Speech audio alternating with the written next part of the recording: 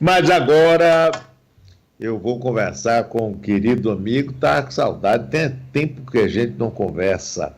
Marcelo Nova, Marceleza. Marcelo, meu amigo querido, seja muito bem-vindo.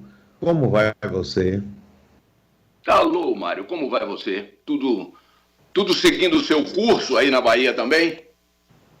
Oh, aqui, que jeito, rapaz. Preso aqui há mais de 130 dias, mas não posso me queixar porque tem gente que está numa pior danada, né? E quem tem alguma condição não tem que se queixar, não tem o menor direito de se queixar. Você, o que é que tem feito na pandemia, Marceleza? Oi? O que é que você tem feito aí durante a pandemia? Rapaz, eu tenho produzido, tenho trabalhado, tenho composto, tenho escrito canções, o meu trabalho, né? É o meu trabalho. E isso não... O fato de eu estar com a cabeça ocupada no sentido de produzir, isso não me afastou, evidentemente, das consequências que todos nós estamos sentindo, né? Você veja, por exemplo, que pessoas que exercem a minha profissão, né, não têm hoje a menor ideia de quando essas atividades poderão ser retomadas, né? Aliás, nós seremos os últimos da fila, né? Porque o nosso patrão se chama Senhor Aglomeração de Almeida. Sem ele, nada funciona.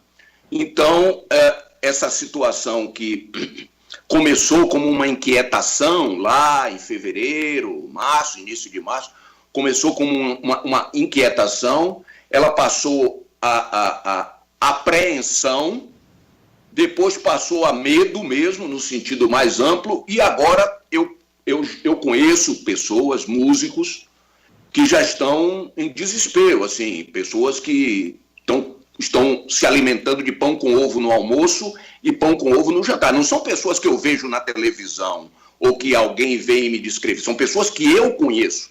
São pessoas que eu conheço. Então, essa é uma situação que foi levada a um ponto, né, que extrapolou qualquer... Porque quem criou toda essa situação, que é mundial, evidentemente, né, foi o politicamente correto, né? Não que o vírus não exista, não é isso que eu estou dizendo. Eu estou dizendo que, ao ponto em que ele foi elevado, as consequências, a maneira de conduzir tudo isso, foi evidentemente trazida pelo bafo quente do politicamente correto, que você não vê, né? Nós não vemos. Ele é insidioso. Ele entra pela fresta da sua porta, ele entra pelo buraco da fechadura, ele passa pela persiana da sua janela e, um belo dia, você se vê envolto por todos esses valores completamente desprovidos de conexão com a realidade, né?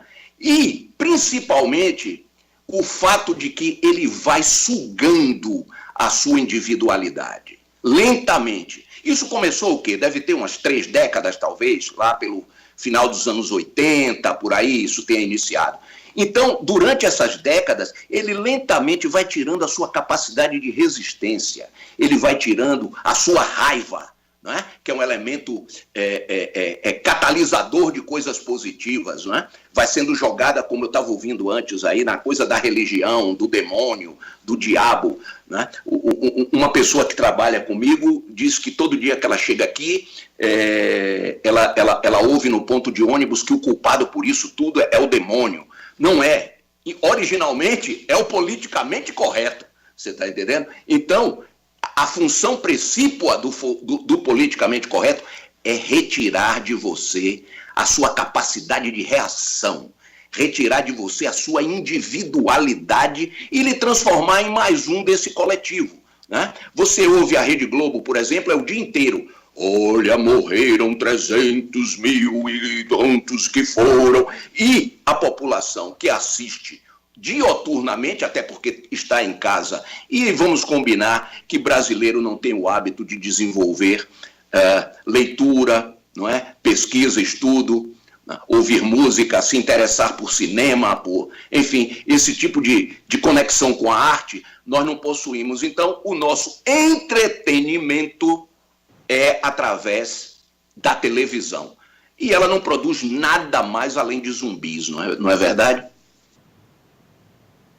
Agora, Marcelo, eu queria que você desenvolvesse, eu acho interessantíssimo isso, o efeito do politicamente correto. Desenvolva um pouco mais aí para poder ficar mais claro, assim, como é que o politicamente correto nos atingiu nesse sentido que você está falando aí? Ele nos atinge, é o que eu disse, ele nos atinge não agora, nesse momento, apenas nesse momento.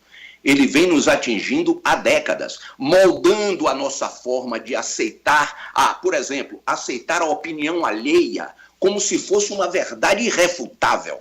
Eu não me interesso pela opinião de ninguém, muito menos pela do governo, muito menos pela do governo. Eu pago impostos todo ano, eu pago imposto de renda, eu pago IPTU, eu pago o cacete a quatro. Eu nunca pedi nada para governo nenhum, nem de direita, nem de esquerda, nem de centro, coisa nenhuma. Por quê? Porque eu me dou ao direito de exercer o meu trabalho e de ser a minha própria mola propulsora. Eu vivo, evidentemente, numa sociedade. Eu dependo de conexões e de parcerias, enfim, com algumas pessoas. Mas o meu desejo, a minha fibra, a minha vontade, eu não a submeto a absolutamente ninguém. Eu sou do tempo dos gigantes, Mário. Eu não nasci em Lilliput. Eu tenho dificuldade para me locomover em Lilliput com essa gente pequena. Eu passo por cima, eu piso. Não é de propósito, às vezes eu nem vejo. Mas é inevitável, porque eles estão cruzando o meu caminho a todo momento e a toda hora. Então, o meu grito de rebeldia, no sentido de manter a minha individualidade, ele vai permanecer até o dia que eu bater as botas, meu amigo. Entendeu? Até esse dia, não confiro a governo nenhum. Nesse aspecto, eu sou como Proudhon, entendeu? Qualquer governo, qualquer governante é meu inimigo, entendeu? A princípio. Então, não confiro a ninguém o direito de me dizer, você não pode sair de casa. Vai tomar banho, entendeu? Eu saio de casa a hora que eu quiser. Entendeu? Eu me locomovo por onde eu quiser. Eu não posso passar a minha vida com medo. Eu não sou um covarde. Eu não posso passar a minha vida com medo de abraçar, com medo de falar, com medo de me comunicar com alguém, com medo de respirar. Porra. Eu não sou esse tipo de homem, de jeito nenhum. A Covid mata. O câncer mata. A dengue mata. O corno mata. O atropelamento mata, o assassinato idem. Agora, mais do que tudo, a vida mata. A vida mata mais do que tudo isso junto. E eu já sou um velhinho, entendeu? Agora em agosto, se eu conseguir chegar lá, eu farei 69 anos, que aliás é uma idade que eu estou ansioso para traçar um paralelo entre o número aritmético e as possibilidades que ele sugere. Então, não tenho esse medo, não possuo esse medo. A minha vida tem sido muito intensa, Mário Kertz, muito intensa. Eu tenho consciência que eu fiz coisas e passei por experiências e me dei ao luxo, se é que essa é a palavra que cabe, a viver de uma maneira que 99,9% das pessoas não tem ideia do que é. Do desprendimento, da entrega, da passionalidade. Nada disso cabe no discurso politicamente correto. Nada disso. Seja bonzinho, seja comportado, veja se você está, se as suas atitudes estão de acordo com o modus operandi da sociedade. Tomar todo mundo. Por mim, vocês todos podem tomar. Todos, sem exceção. Marceleza, veja o seguinte. É muito normal para a maioria das pessoas, eu detesto esse negócio normal, mas foi o que me ocorreu aqui. Quando jovens, são rebeldes, né, e tal. Mas quando chega aí, você vai chegar aí no dia do rock aos seus 69, você continua o mesmo cidadão jovenzinho. Eu acho isso fantástico. Mas tem muita gente que era rebelde, que era isso, que era aquilo, que hoje são os conservadores de merda. O que você acha disso? Bom, em primeiro eu quero dizer o seguinte, que esse conceito de rebeldia, quando ele é estendido genericamente, ele se torna uma babaquice, né? Você veja o Rock in Rio, por exemplo, né? Ele vende a ideia de rebeldia, de rock, porque rock vende tudo, né? Hoje, quer dizer, hoje não, já tem um tempo. Vende papel higiênico, vende remédio para dor de cabeça, para caganeira, rock vende tudo. Então, quando você olha o Rock in Rio, observa-o do ponto de vista estritamente musical, né? Que deveria manter uma conexão real com as origens, com o ritmo, com o gênero musical, ele só está ali como um nome para ilustrar e para chamar a atenção do que você chamou de jovem, não é? Mas ele atinge a todas as faixas etárias, a todas as faixas etárias, a grande propaganda. Ora, eu estou com 69 anos, eu não posso me comportar, a rebeldia a qual me referi, eu não posso me comportar como um adolescente, né? De maneira, porque não existe nada mais ridículo do que um velho querer ficar tirando onda de gatinho, né? Tem os que presumem ser tigrões e tem os que querem ser gatinhos. Não! A minha rebeldia, ela é compatível com a minha faixa etária, ela é compatível com o meu grau de conhecimento, ela é compatível com a minha experiência de vida, porque eu não vivi esses 69 anos através do próximo, de jeito nenhum. Eu quebrei a cara, eu dei a minha cara para bater. Consequentemente, quando apanhei, sim, porque apanhei, algumas vezes tive vitórias e conquistas inenarráveis, outras vezes fui à lona no ringue da existência, mas me levantei e, acima de tudo isso, permaneci fiel ao que eu acredito. Na medida em que na medida em que eu fui envelhecendo e fui percebendo que a vida, no sentido mais amplo da palavra, é apenas uma série de experiências, umas catastróficas, outras espetaculares. Você acorda, você dorme nos braços da musa dos sonhos e você acorda frente a frente com o demônio, não é? Então, essa noção, essa percepção da pluralidade da existência, da complexidade da existência e, ao mesmo tempo, dessa maneira instintiva de conduzir a existência, você trafega entre uma via e outra. Elas são paralelas. Não acredito que você possa intelectualizar a existência o tempo todo, porque você precisa da parte prática, da parte banal, da parte enfadonha do dia a dia. Né?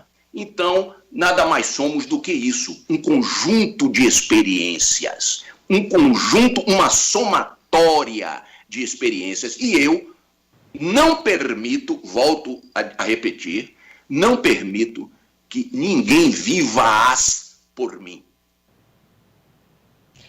Eu estou conversando com Marcelo Nova, Marceleza. Tem muitos ouvintes aqui achando ótima a entrevista, mas tem um aqui perguntando como é que foi o início da sua vida aqui na Bahia, filho do médico conhecidíssimo, grande médico, doutor Fernando Nova, e de sua mãe. Como é que foi essa energia sua, a chegada à música? Fale um pouquinho aí que o pessoal está curioso.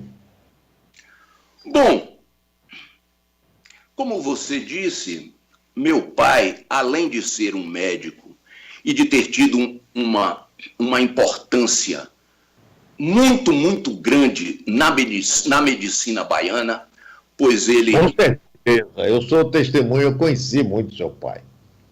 Nos anos 50, final e início dos 60, ele criou em Salvador o Instituto Baiano de Reabilitação. Isso, ali na Ondina. Exatamente. E diariamente vinham caravanas de todas as cidades do interior baiano com garotos e adultos portadores de paralisia infantil, de paralisia cerebral, todos os desassistidos, não é? Todos eles iam desembocar no Instituto Baiano de Reabilitação em busca. Eu era menino, tinha 10, 12 anos, e eu observava aquilo com os olhos de quem estava espantado, né? De ver que eu tinha pouco tempo para me comunicar com meu pai, porque ele estava envolto em trabalho e trabalho e trabalho. Meu pai trabalhava de 8 da manhã, doutor Fernando Nova, ele trabalhava de 8 da manhã ao meio-dia no Instituto, sem receber um centavo. E à tarde, ele ia para o consultório particular dele, que ficava no edifício à tarde, ali em frente à estátua de Castro Alves. De Castro Alves, isso, em frente à estátua de Castro Alves, e lá ele defendia o dele, o da minha mãe e, consequentemente, o de Marcelinho. Meu pai era um homem muito introvertido, fazia parte da geração dele, eles eram homens de poucas palavras e muitos gestos e muitas atitudes, né? E nessa idade, um menino, ele precisa de uma interação com o pai, né?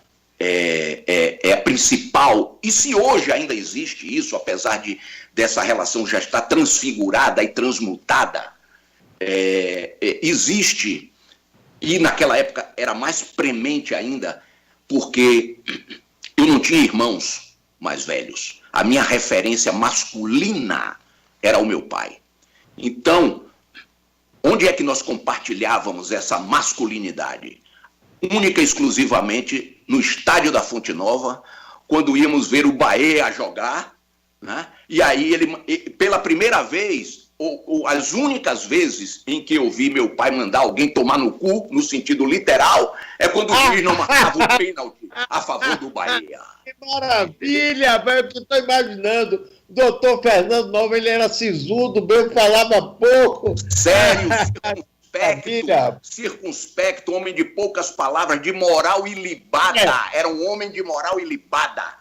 Pois na Fonte Nova, quando o juiz não marcava o pênalti, que o zagueiro do Ipiranga chutava a cabeça de China, ele gritava: vai tomar no cu!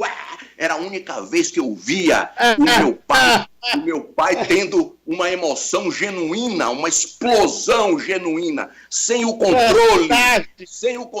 Meu pai, ele era politicamente correto, sem saber que era. Isso é que é impressionante. Ele era sem saber que era. Ele se preocupava com quem estava do lado, com a opinião alheia, com a tal da moral ilibada, e era um homem que nunca me deixou faltar casa, comida, roupa lavada e noções de vida, diretrizes de valores, Meu pai era um homem, Mário, que não assinava nada. Ele tirava o fio do bigode e dizia: tá fechado e acabou. E você que duvidasse do que ele estivesse falando. Rapaz, que coisa ótima, rapaz. Eu conheci muito, eu fui cliente de seu pai, rapaz. E era exatamente isso. Se você contar essa história da Fonte Nova, para mim é uma maravilha, rapaz. Grande doutor Fernando Nova. Não é? Coisa boa, aliás, coisa boa.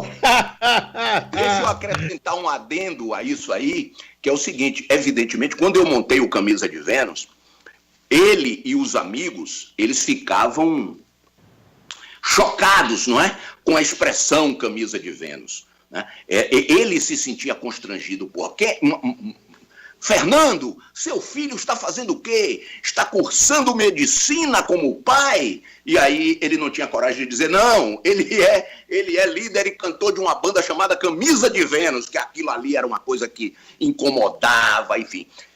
Pouco antes dele falecer, poucos meses antes, eu disse para ele, ele viu a foto do filho na capa da revista. E aí ele mudou completamente o comportamento. Ele passou a ter orgulho. Aí ele pegava a revista e ia mostrar para todos os amigos dele. Tá vendo? Ó, Marcelo aqui, ó, ele agora é artista, é capa de revista. Então eu prometi a ele o seguinte. Eu disse, olha pai, se um dia eu me desvincular do Camisa de Vênus e montar uma outra banda, em sua homenagem...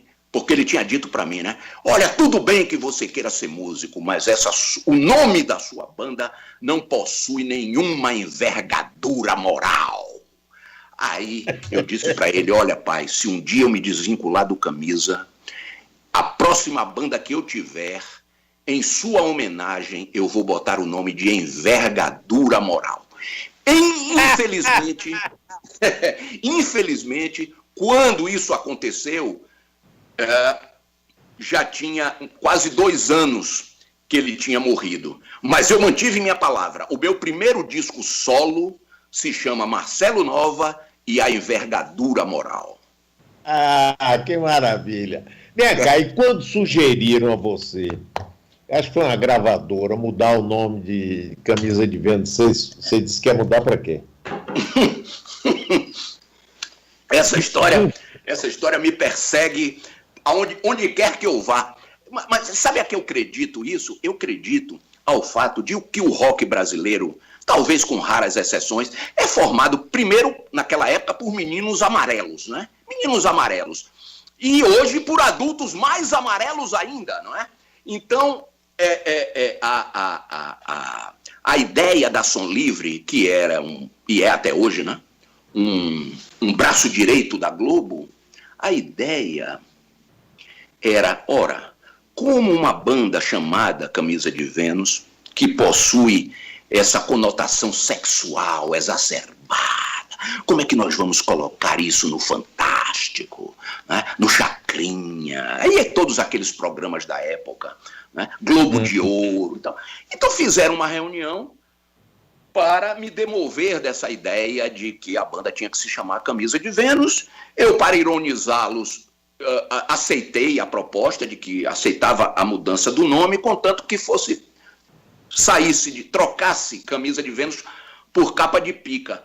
Essa foi a primeira vez que eu fui expulso, digamos assim, de uma gravadora.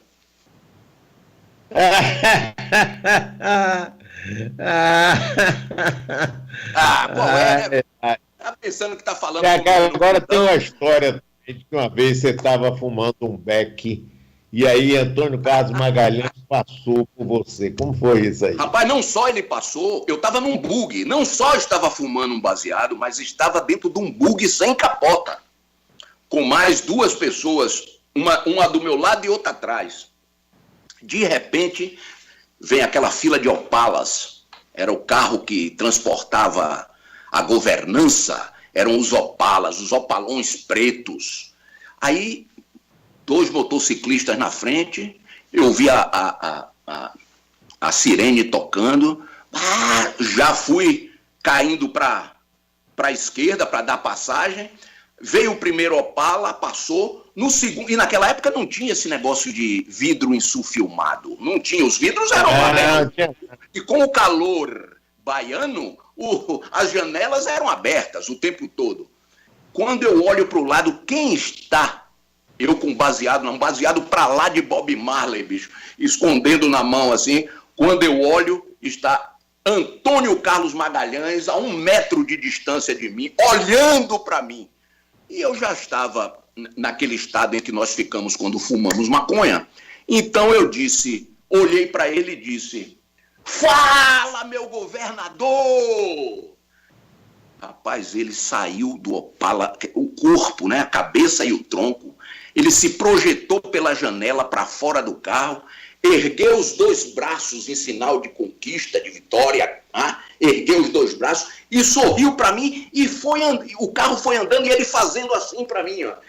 Quer dizer, o interessante, né, é o ego, né? O interessante, o meu grito foi muito mais um grito de pavor. Eu digo, eu vou dançar aqui agora, vou ser preso. O meu grito foi um grito de pavor, mas foi interpretado como um grito de apoio ao poder, não é? E à administração de ACM. Sensacional como às vezes você pode ser mal interpretado na vida. Essa história é ótima também. Ô, Marceleza, vem cá, rapaz, e quando foi que você deixou a Bahia e o Camisa?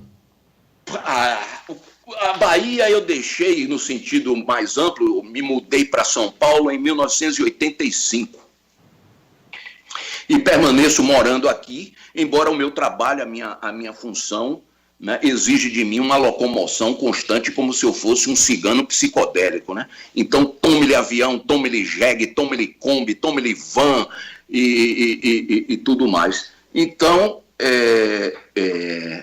desde 85 eu fixei residência aqui em São Paulo e tem sido assim.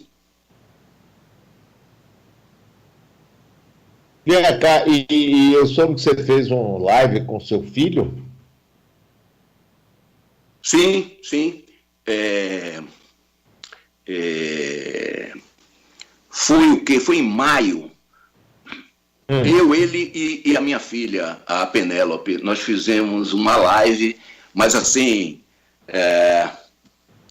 o Drake, ele se tornou meu guitarrista, depois ele passou a estudar piano, contrabaixo, bateria. Ele hoje é um multi-instrumentista e eu lancei uma música, mandei até para a Luana, eu lancei uma música há 15 dias atrás, chamada Brincando com a Vida Alheia.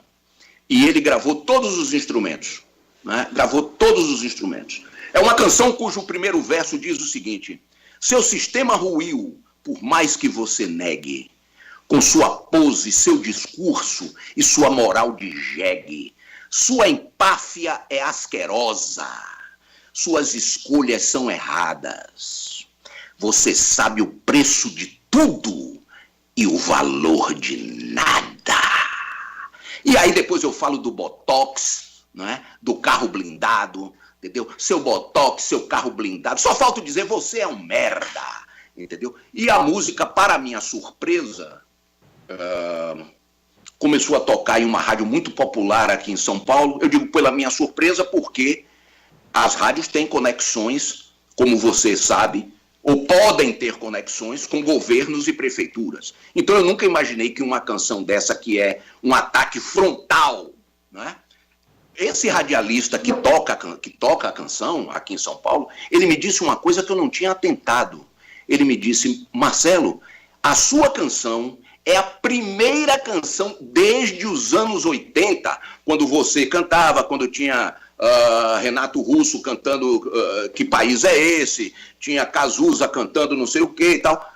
Essa é a primeira música que afronta e contesta um governo desde os anos 80. Eu botei a mão na cabeça porque eu não tinha pensado sobre isso. Eu disse, puta que eu pariu, é verdade. Eu não tive essa intenção, não havia feito não tinha tido essa percepção, mas o fato é que, finalmente respondendo à sua pergunta, sim, o Drake trabalha comigo o tempo todo e nós estamos produzindo com muita intensidade, né?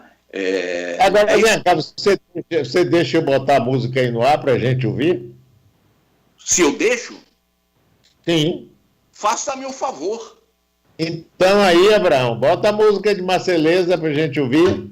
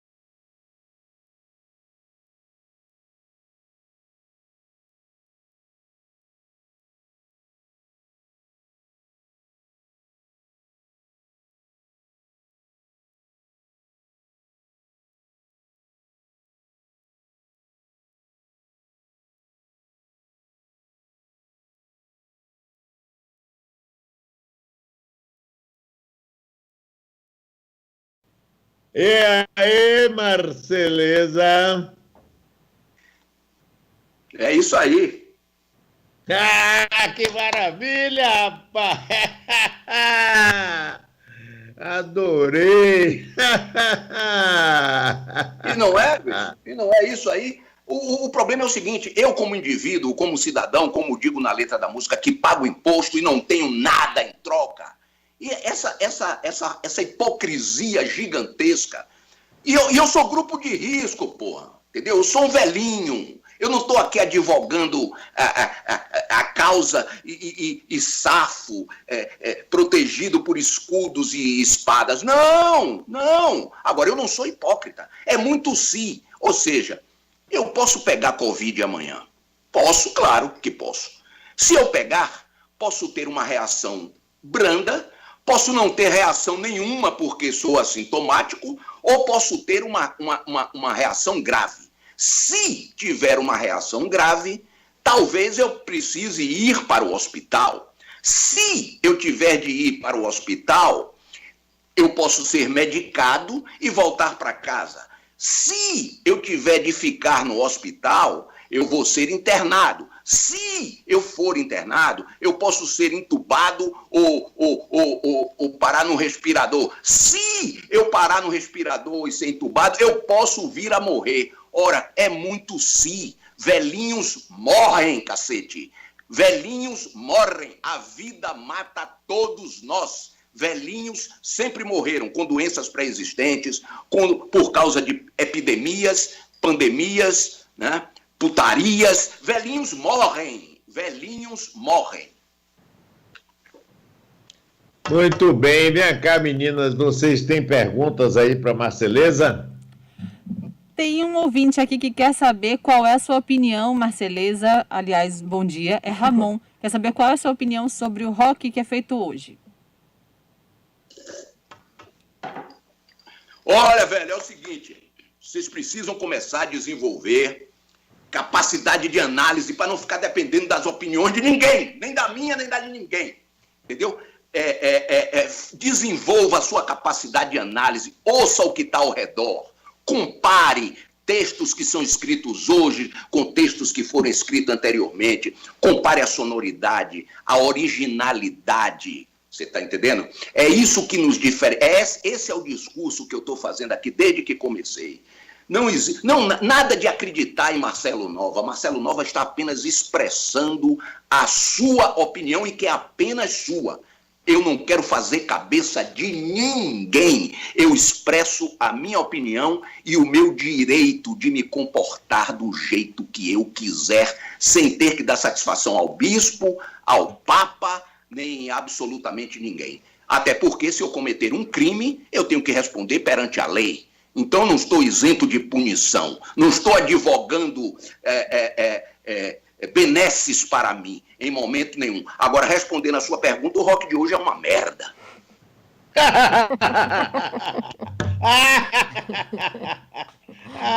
Você é do cacete, rapaz. Rapaz, olha, tem tanto tempo que a gente não conversava que está morrendo de saudade de você, seu sacana. Pois é, você, apesar de estar aí em Salvador, no Nordeste do Brasil, o seu programa permite a possibilidade, ao menos a possibilidade, de que alguém venha e expresse o que pensa. Agora, se tem gente que não pensa, se tem gente que tem deficiência de hormônios, se tem gente cujo cérebro não foi adubado vitaminicamente, aí não é problema seu. Você está dando espaço, você tá indo em busca da sua função, que é a de radialista. Então, parabéns a você também. Parabéns a você também. Temos mais perguntas aí para Marceleza. Bom dia, Marcelo. Novamente a Luana falando aqui. Tem um ouvinte que fala: sensacional a entrevista, estou adorando, Mário. E já um outro ouvinte queria que Marcelo falasse um pouco mais da relação dele com Raul. Sou um fã declarado deste gênio. Seguinte, a minha relação com o Raul foi uma relação de amizade, Primeiro eu ia ver o show dele com os Panteras, eu ficava ali assistindo, eu era um menino, eles já comiam as meninas, eu não comia ninguém, eu ficava só ali na fila do gargarejo, dizendo, um dia eu também vou tocar guitarra, um dia eu também vou subir num palco para cantar e tal. Depois viramos amigos, depois essa amizade nos conduzia a uma parceria, e o resultado do nosso trabalho está num disco chamado A Panela do Diabo. E esse é o parâmetro pelo qual o meu trabalho com o Raul e o dele comigo tem que ser analisado. É um disco chamado A Panela do Diabo. Agora, quero aproveitar que estamos conversando e dizer o seguinte, comunicar o seguinte. Quinta-feira agora, próxima, eu vou estrear um programa numa plataforma chamada Apoia-se. Então, em que consiste esse programa? Qual é o mote do programa? É um programa onde eu vou falar sobre música e entenda, rock and roll, blues, jazz, enfim. Vou falar sobre literatura e vou falar sobre cinema. Ou seja, eu tenho, como colecionador alucinado que sou, por exemplo, cinema, desde a época do VHS, eu coleciono filmes. Depois passei para DVD, depois passei para Blu-ray e por aí vai. Eu tenho alguns milhares de títulos, enfim, não importa a quantidade, o que importa é a sustância e o conhecimento. Então, tenho uma pequena, mas muito consistente biblioteca e tenho mais de 12 mil discos na minha casa, enfim, resolvi, até mesmo em função dessa imobilidade a que fui submetido, eu digo, bom, vocês podem me imobilizar no palco, mas não vão me imobilizar dentro da minha casa. Então, esse programa estreia na quinta-feira, ele chama Marcelo Nova Atira. Quinta-feira, 6 da tarde, é numa plataforma chamada Apoia-se. Então, o que é que acontece? O cara entra na plataforma e lá tem um release explicando em que consiste o programa e qual é o valor que ele vai ter que pagar se ele quiser assistir o programa. Então, tem um valor que é simbólico no sentido de que o cara vai apoiar o conteúdo, tem um outro valor onde o cara vai ter direito a assistir os programas, porque o programa é semanal, toda quinta-feira terá um novo programa. Aí depois, à medida que os valores vão subindo, ele vai ter direito a me ver com o Drake cantando uma canção que ele escolher e mando para ele a canção. Enfim, uma plataforma de apoio a quem trabalha individualmente, o que é, evidentemente, o meu caso. Se alguém se interessar em saber o que é, a plataforma chama-se Apoia-se, tá? Então o cara vai lá e procura Marcelo Nova Atira, que é... Hendrik? Na quinta-feira, desculpa, é verdade. É na quinta-feira. Na quinta-feira o cara vai lá, procura Marcelo Nova, mas se for agora também, o cara vai lá e dá conta do recado. Mas vai ser uma vez por semana, como é? Ou você uma vai vez por semana. Todas as quintas-feiras. Uma nova edição.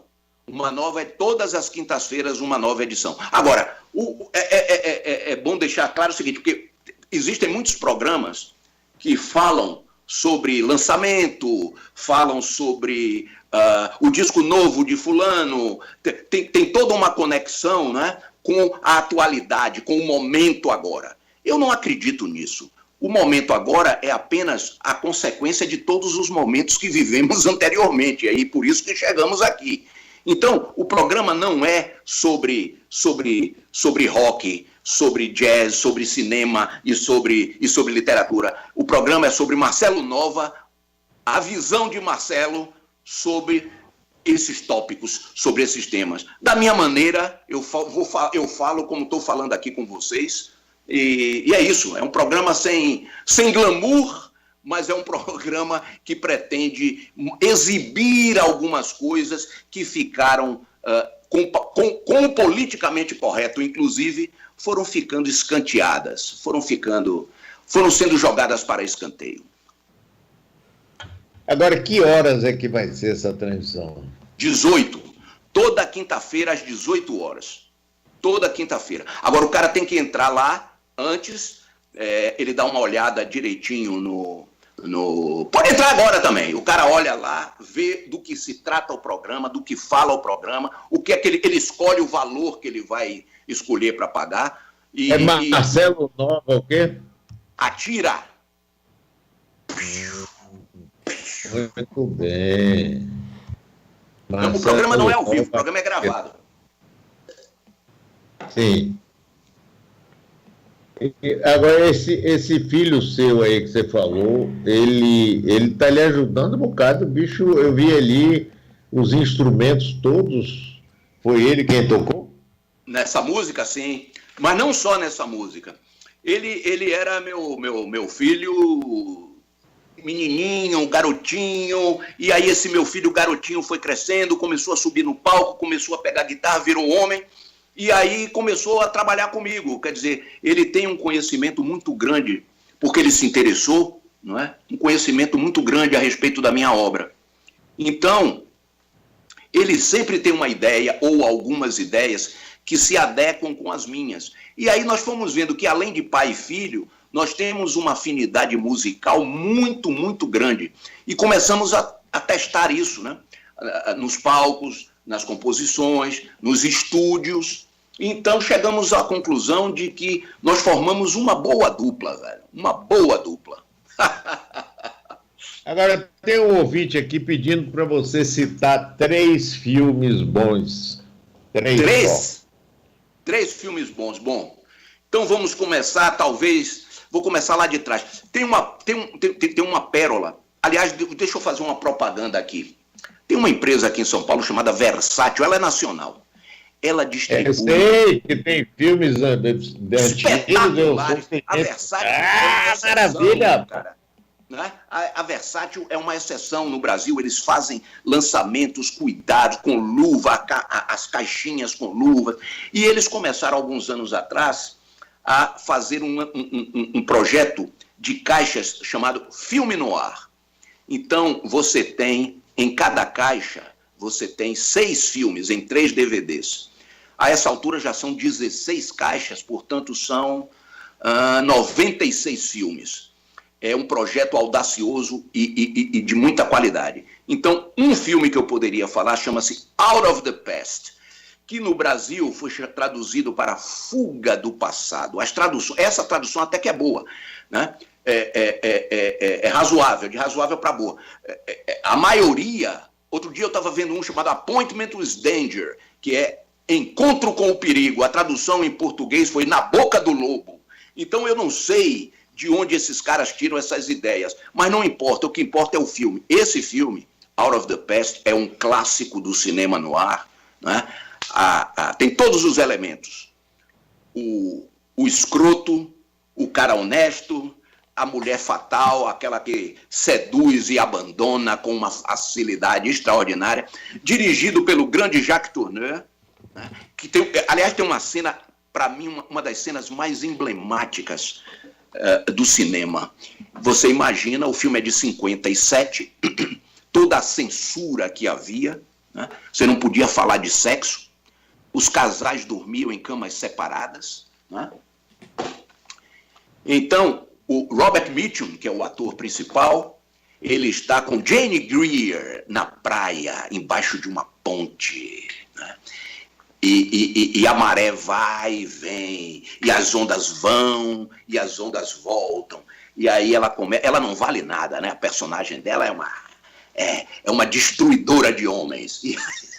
E aí ela está se declarando para Mitchum, não, porque eu lhe amo, porque eu lhe adoro, porque eu lhe quero. Ele segura-a pelos braços e diz, baby, I don't care, eu não tô nem aí. Joga na areia e aí a câmera genial de Jacques Tourneur, o que ele faz? Ele sai dos corpos de Mitchum e de Jane, e ele vai para a praia, para as ondas. Então você vê aquela onda chegando na areia e explodindo na areia, e milhões de espermatozoides em formas de gotículas marinhas explodem na tela. A maneira genial de dizer, olha, ele acabou de comê-la, ele acabou de ter um orgasmo sobre ela, e isso dito através das ondas do mar. Nem Dorival Caymmi imaginaria, né, uma cena dessa.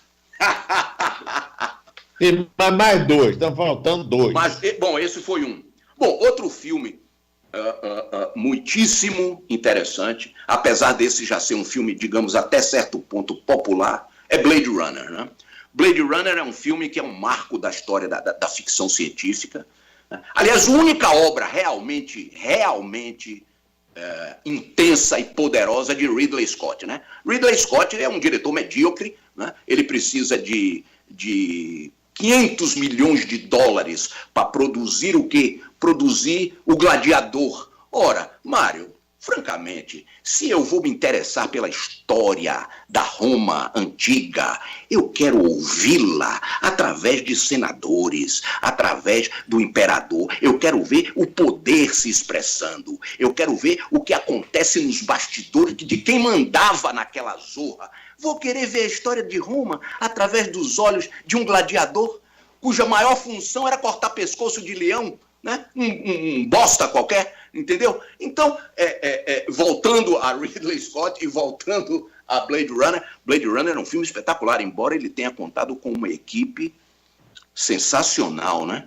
Que o ajudou a construir aqueles cenários todos, aquele script que é uma analogia muito interessante, né? Os replicantes, eles vêm à Terra em busca de Deus, né? Eles vêm em busca do Criador, de quem os produziu, porque àquela altura os seres humanos que tinham dinheiro, eles já tinham saído da Terra e aqui na Terra tinha ficado a escória econômica, não é? Então, eles roubam uma nave num planeta e voltam para a Terra em busca de Deus, ou seja, do seu Criador, do cientista genético que os criou, para exigir deles o quê? O que Marcelo Nova e Mário Kertes exigem de Deus: mais vida, porra, eu quero viver mais, eu ainda não brochei, eu ainda não entreguei meus pontos, eu quero viver. E Deus, o Deus terráqueo, né, assim como o Deus lá de cima, o grande fantasma, ele não tem como solucionar o problema dos replicantes, ou seja, sinto muito, mas vocês vão morrer, seus filhos da puta. Eu sinto muito. Então, é um filme que, através de uma linguagem subliminar, ela coloca em evidência o drama humano, que é o tempo exíguo da nossa existência. E o terceiro filme? Bateria fraca. O terceiro título, bom, rapaz, são tantos filmes eu estou procurando não citar clássicos, você está entendendo? Porque clássicos a maioria das pessoas já viu e não precisam da minha opinião a respeito. Mas vou citar um filme que eu aprecio muito, de Woody Allen, chamado Crimes e Contravenções. Eu estou citando filmes muito distintos, né? Citei uma ficção científica, um filme noir e uma comédia, né? Só que a comédia de Woody, ela é revestida de drama, né? Você ri num minuto e você chora no minuto seguinte, como a vida, assim como a vida, né? É uma história muito bem desenvolvida, né? Envolve um crime e uma das grandes sacadas do filme é que o criminoso não é descoberto. Quando ele comete o crime, logo em seguida, né, nos dias subsequentes, ele é tomado por um arrependimento mortal. Ele não consegue dormir. Ele vira uma pessoa triste, deprimida, ele não consegue lidar com o fato de que ele matou alguém. Pois muito bem, o tempo passa, né? As décadas se sucedem, até que chega num ponto em que o crime já não diz mais nada para ele. Ele lembra do crime como uma espécie de sonho antigo, e aquilo que o espetava, que o aterrorizava, que o amedrontava, deixa de existir. É perfeito. A consciência é corrupta, não é, Mário? Para que serve uma consciência? A consciência é corrupta, você a manipula. Olha, eu vou lhe dizer, há um mês atrás, eu fiz algo, não vou dizer a vocês o quê, mas enfim, eu fiz algo. E a minha consciência me disse, Marcelo, para que você fez isso, cara? Que merda que você fez, cara? Porra, que é isso, cara? Bom, 15 dias depois, a minha consciência me disse, Marcelão, relaxa, velho, não foi assim também, tão grave, relaxa. E ontem, Mário Kertes, ontem, a minha consciência fez sexo comigo e disse que me ama. Vê se pode. Marcelo, a consciência é corrupta. E agora, quinta-feira, é corrupta, então, às nós já 18 horas. manipulamos. Fala aí, quinta-feira às 18 horas. Fala de novo aí, antes da gente se despedir. Quinta-feira às 18 horas. Às 18 horas, estreia Marcelo Nova Atira, numa plataforma chamada Apoia-se. Então o cara vai lá e obtém todas as informações e quais possibilidades ele tem de assistir o programa ou de ter algumas benesses. O cara pode, inclusive, chega num ponto onde o cara pode me contratar para ir tocar na casa dele. Ou seja, eu apareço lá de voz e violão, entendeu? E exerço o meu trabalho. Ninguém me para, Mário Kertes, só a morte. E mesmo assim, porque eu ainda não encontrei um jeito de dar meter por debaixo das pernas dela. Mas o dia que eu encontrar, ela tá fodida comigo, velho. Valeu, querido Marcelo. Um abração para você, viu? É ótimo conversar com você, meu amigo. Obrigado a você pela oportunidade, pelo carinho. Um abraço grande e até a próxima. Boa sorte e saúde para todos vocês. Valeu, grande